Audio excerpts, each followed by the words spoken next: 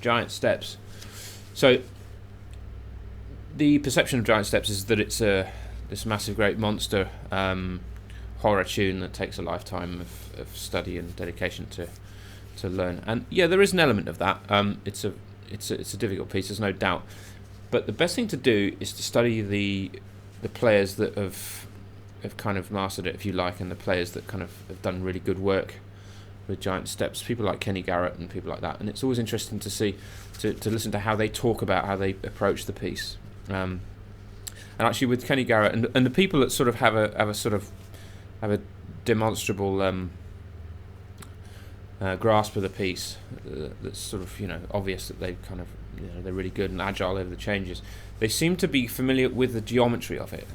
It's quite a mathematic piece, but that kind of works in your favour, if you like. And there's shapes that repeat, up a third, down a fifth, up a third, down a fifth, and so it follows that kind of strange protracted tritone cycle of fifths thing. And there's a diagram online, if you type in giant steps cycle chart or something like that, it comes up. Have a look at that. But really, there's for my money, that I approach it in the same way as I approach any sort of set of changes, and that is to try and simplify it as much as possible and break it down into its constituent parts, and as less things as you've got, the least things that you've got to think about, the better.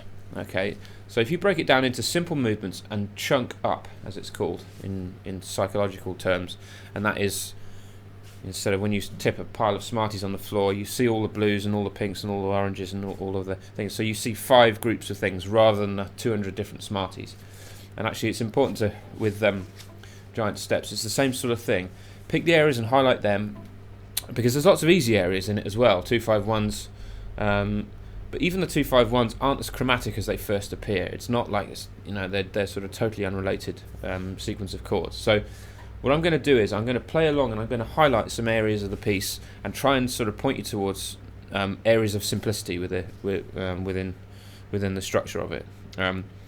Obviously what we're doing here all the time, we're trying to build a melody and trying to build a nice logical way through any set of changes. And the great thing about giant steps is it's a lovely tune. It's a really bright kind of optimistic sound to it. So if you can use that as part of your soloing, and as rather than get caught up with the kind of this sort of fear of the chromaticism involved in it, then that's going to stand you in good stead. So I'm just going to play some examples of ways that I sort of try and break it down, and that is trying to link between the phrases and try and stay on. Actually, what I'll do is I'm going to play some now, and we'll talk about these little riffs. So we dive straight in.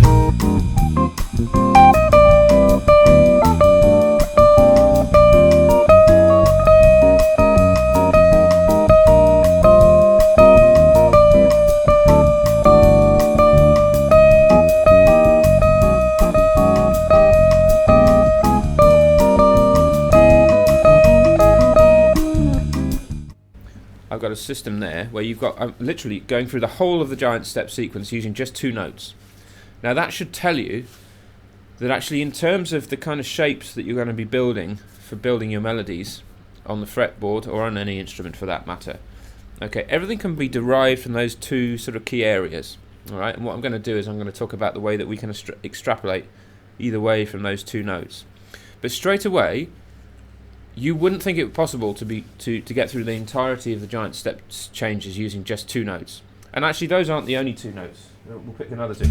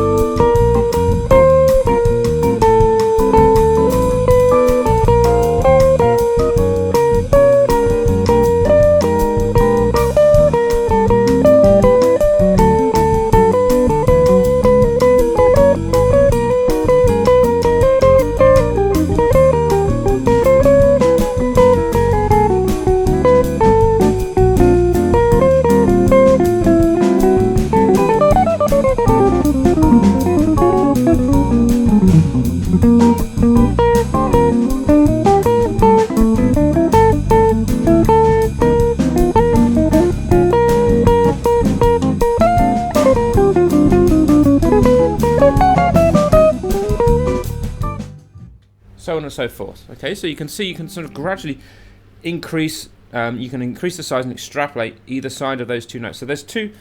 I can't even. There's E flat and D natural, and then we've got B flat, and B natural there. Just experiment with it, because you'll hear as soon as the note crosses and it hits a chord where it grates, where it doesn't fit the harmony, you'll hear it. But basically, I've just sort of picked two notes relatively at random, and you can. There's probably some more, but have a play with that, because once you've got those two notes, it's sort of immediately you've got through a chorus of giant steps there, using only two notes. All right. And then from that point onwards, you can kind of pull out and sort of de-weave notes up, a minor third up, or like an octave down, and you can link these two notes together and build some rudimentary phrases.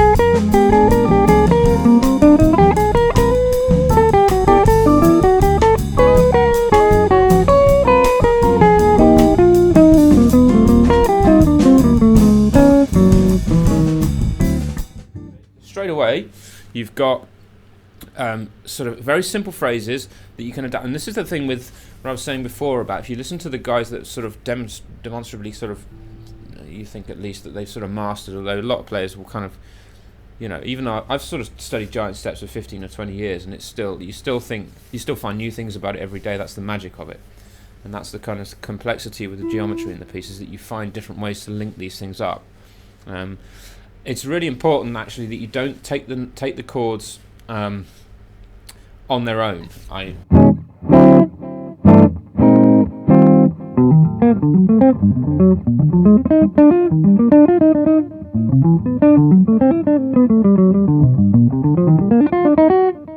Because if you do that, you immediately made a ton of work for yourself. You've got, even in the first two bars, you've got four chords, okay, which are quite chromatically related. There's no kind of, like those two are, but then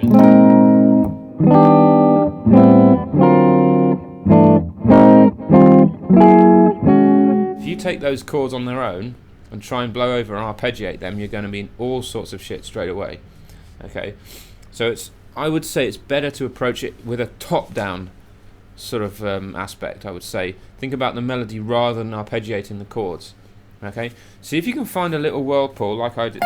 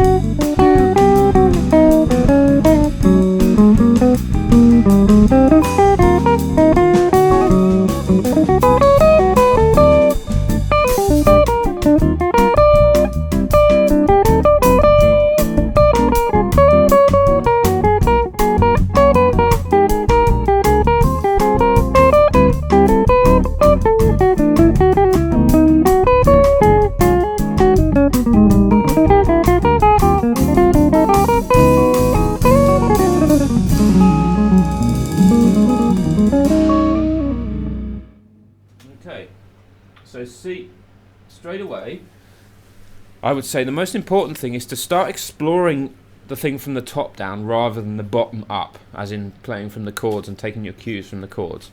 Okay, so that way you're always going to be melody focused and phrase focused.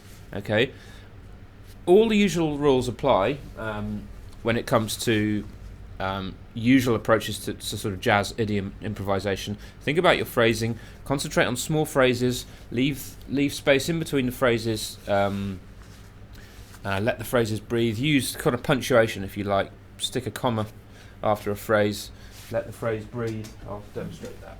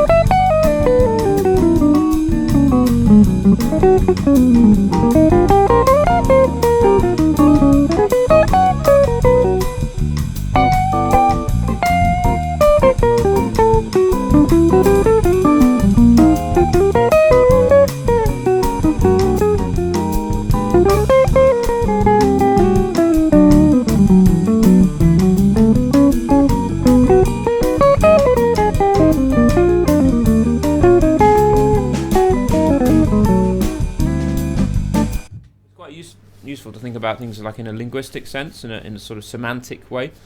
Think about commas, punctuation, full stops, new sentences, phrases, development, all of that kind of thing. It's the same thing as you see in literature. The sentences that follow each other have a link and refer to the things earlier in the paragraph. All right? So when you're building solos up from nothing, what you're doing is composing these things in real time. So it sort of pays to look at other things, look at other kind of artwork, forms of art that sort of have commonalities. So giant steps. So where are we up to now? Let's have a recap. So think about two key areas. Pick two key areas, extrapolate notes either side of that, gradually expand the phrases, all the time employing the normal rules of engagement when it comes to jazz improvisation with that idiom, i.e. phrasing, space, punctuation, gradually building the solo, referencing, and building a kind of continuity with the narrative throughout what you're doing. And rhythmically, it's quite important actually, especially with complex changes like this. Something that you do, even if you do find yourself struggling with the harmonic side of things, the rhythmic side of things is something you can always default to. So you don't necessarily have to fit 16 notes into a bar, 16 different notes, but what you can do is you can build a rhythmic phrase, like so.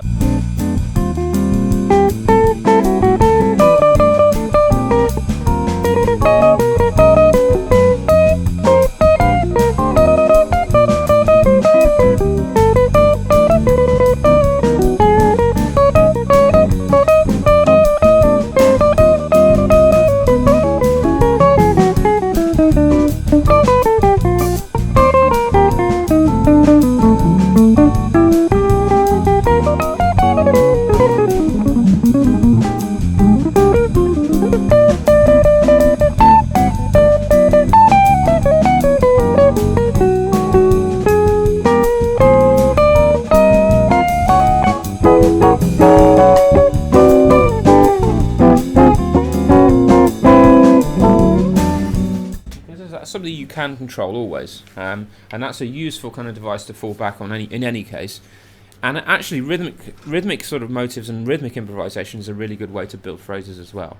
Okay, and so what I'm going to do is I'm going to put on, obviously this is this backing track which is available on my YouTube channel, actually same channel as you're watching on now. Just follow the links to the jazz playlists, and it's a nice kind of thing to work on first up, really, because it's a bossa. It gives you lots of options to expand into 16th notes and all that kind of stuff if you feel confident doing it. But actually, it's a nice tempo to work with in any case. So So the theme all the way through this is trying to make it as simple as possible, so your brain has to concentrate on the least amount of things. Your brain can concentrate on a maximum of 8 or 9 things at once. Okay, that's been proven to be the case. So give your brain the biggest chance and the best chance possible to allow yourself to be creative and innovate. Okay, if you're concentrating on too many things at a time, moving, you know, all of this stuff about kind of, well, must be up 3, down 5, up 3, down 5, 2, 5, 1 in, you know, G, 2, 5, 1 in whatever. I would say that's probably not the best approach to this.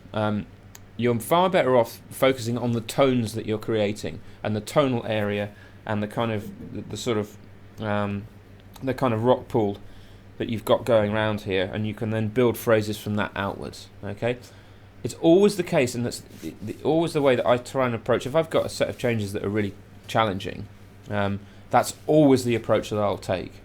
Okay, I will never ever stare at a bunch of changes and move my fingers up to C minor, up to E flat minor, up to whatever. I'll always try and take a top-down approach to it. Okay, so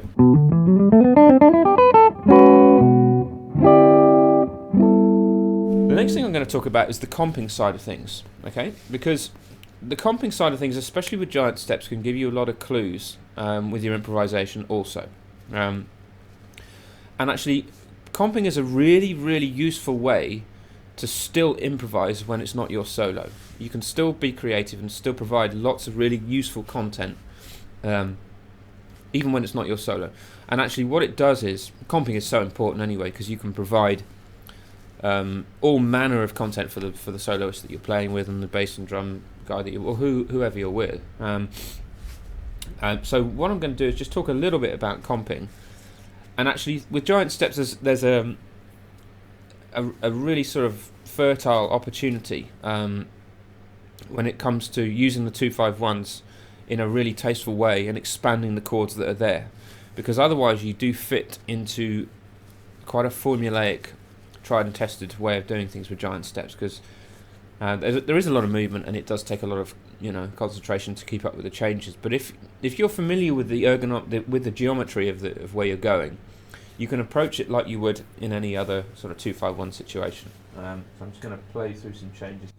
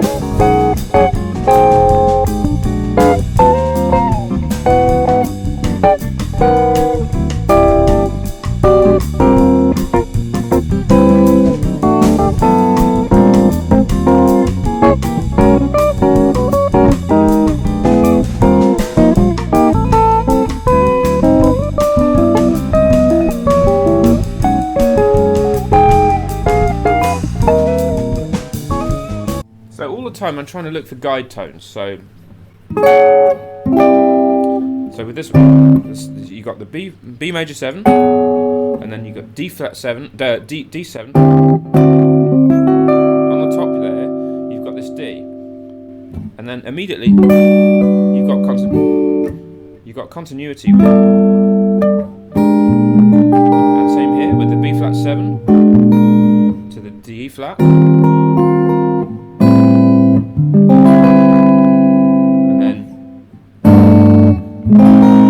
Same again.